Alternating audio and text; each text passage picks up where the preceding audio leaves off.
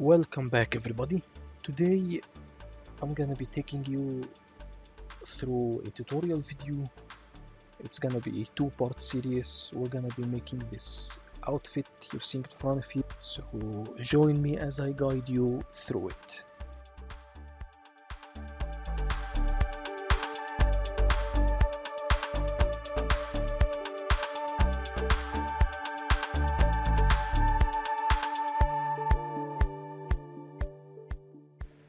Now we're gonna start by making a basic shirt pattern. Now obviously the most basic shirt pattern is gonna be a six-sided shape, because we need to make an opening for the neck, the arms, and the rest of the lower body.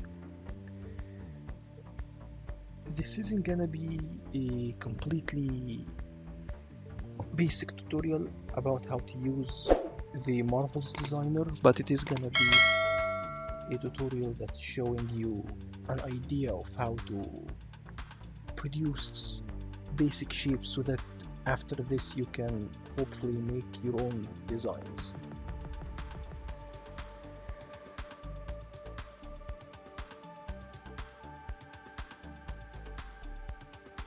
You can see here I'm separating both of the front and the back side of the shirt. I like to keep the back side completely attached and the front side to be separated, especially if this is gonna be a button-up shirt like this one is.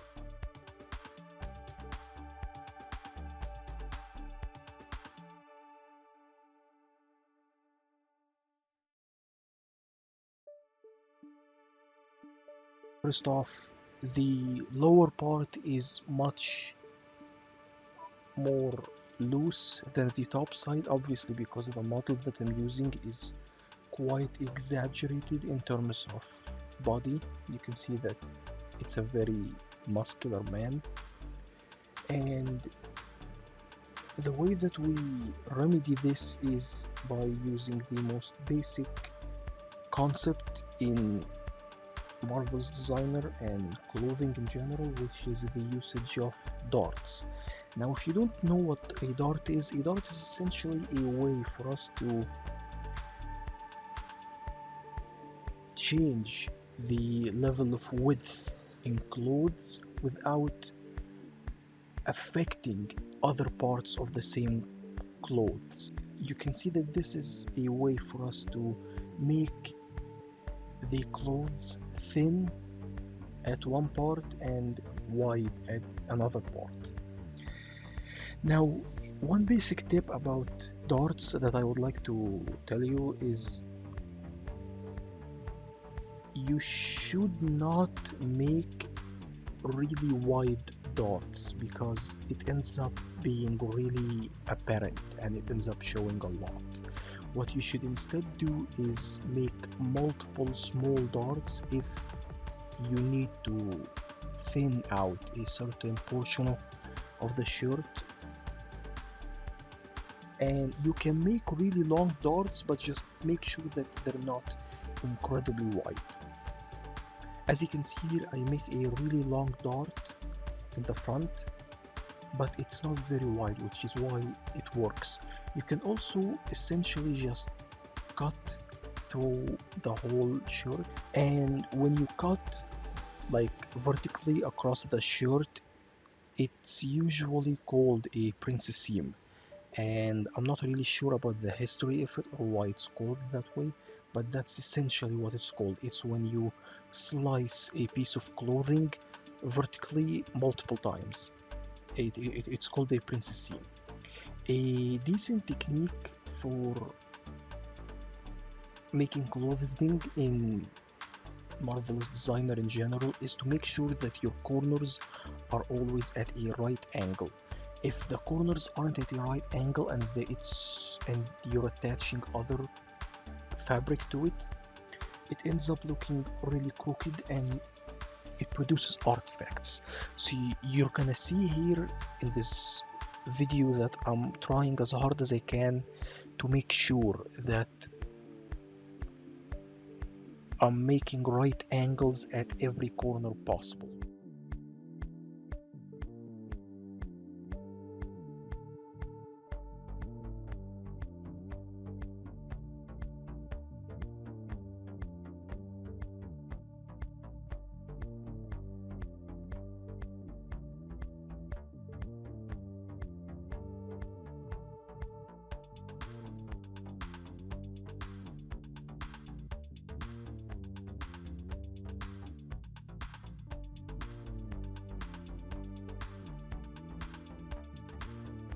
here in the middle of the shirt, I am fiddling with the pieces to make them fit better, as you can see, because there is no one solution for all. You just have to experiment with it and try multiple different ways to make things fit together. But the most general and basic rule is just right angles. As long as your corners are right angled, you're most likely on the right track. You can also, another technique that's very useful for shirts is making darts in the side seam, which is the most hidden seam. As you can see, I'm making it slim at the bottom and wide at the top. In the middle, in the side seam that's connecting the front and the back, and that helps because you don't create a visible seam in the middle of the clothes. Now, this isn't a tutorial about how to make clothing in real life, because obviously I wasn't taught sewing and I don't know how clothes are really made in real life. So these techniques are not great for real life sewing, because obviously no shirts are made in the way that I'm making them, because that's not very professional.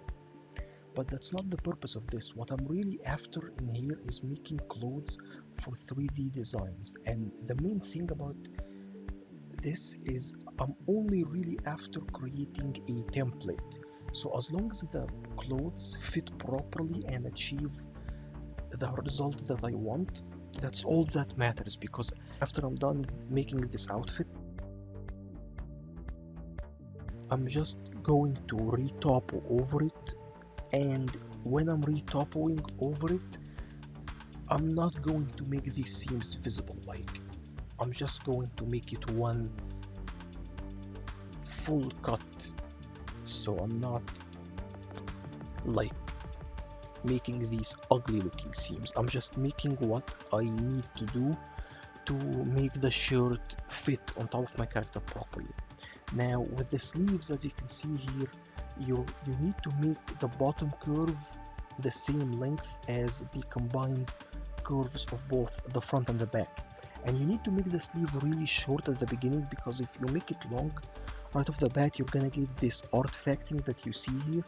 So you need to just make it really short and increase the length very slowly. Another aspect is, because of the model that I'm using is quite irregular and it's not proper, you're gonna see that I'm giving my sleeves really weird shapes, because I need this shirt to fit on like very snugly on my character. So I'm making the curves really extreme to fit these really big biceps, as you can see here. So yeah, just make it so that it fits over your character. This is the beauty of Marvel's designer, is that you can design the shapes to properly fit your model as much as possible. You can make clothes super baggy and you can make it super slim, however you wish.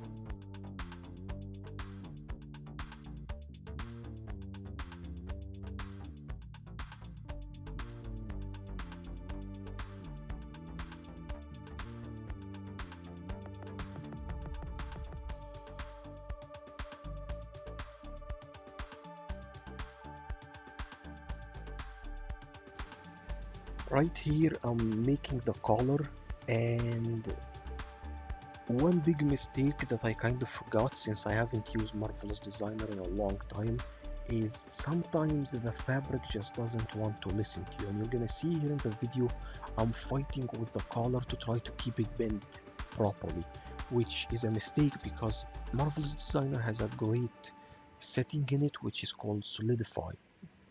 And what Solidify does is that pretty much hardens the fabric and incredibly hard to move, which you should do. So I remember it later down the line and I do solidify the color, but you should do what I'm telling you and not what you're seeing. As you can see here, I'm just fighting it. You should just right click on that piece of the collar and you should solidify it, and then when you bend it, it adheres to the shape that you're making and it stays put. So I'm just gonna skip forward until it properly fixes itself. But yeah, just make sure to solidify the collar. It's gonna be way faster and way more helpful.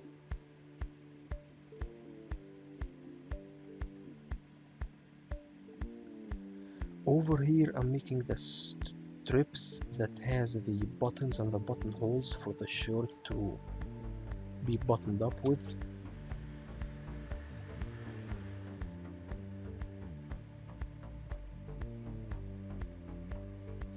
Now again, another part of how this doesn't make sense in real life, but it functions decently in 3D design, is because I'm trying to make the shirt to like fit super well on my model, I end up sewing beneath the shirt so that it fits really well when it's buttoned up.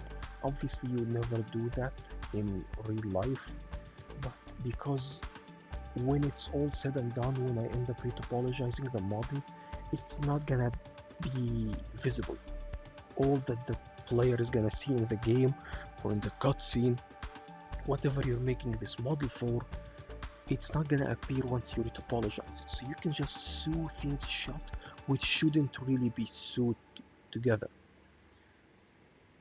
So that doesn't really matter.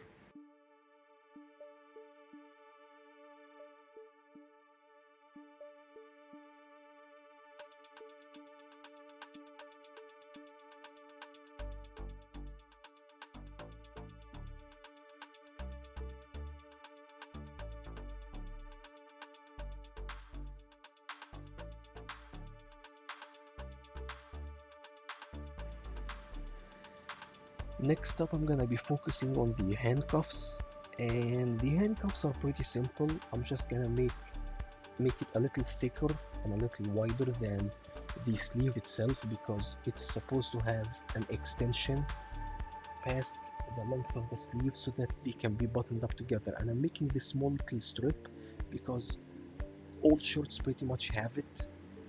I don't really know its purpose, but I assume it's because it helps in making the sleeve a lot more airy so that you can fold it upwards, or yeah, to pretty much resize the cuff however you see fit.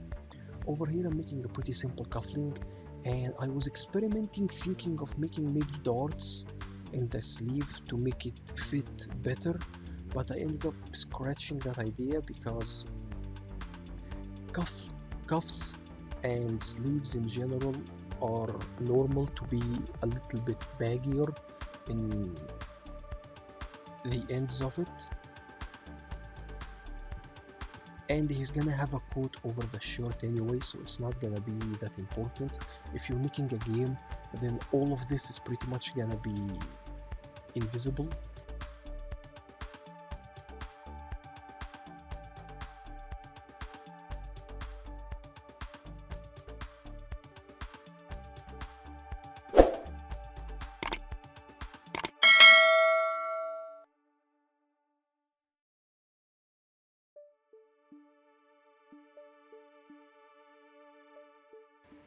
And I pretty much sew everything shut, even the sleeve itself, which normally shouldn't be sewed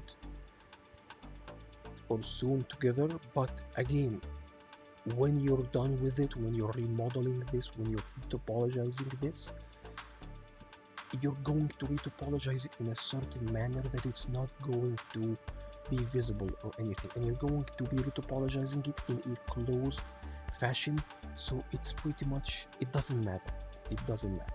I just want to make the shape fit what I need, and to do that, sewing it is much better for me. Now this pretty much does it for the first video. Thank you very much for watching. The next part we're gonna be tackling the pants, which should be very simple, but I also like to add certain other parts to make it a little bit challenging so that you can learn something. Thank you very much for watching, and I'll see you in the next video. Goodbye.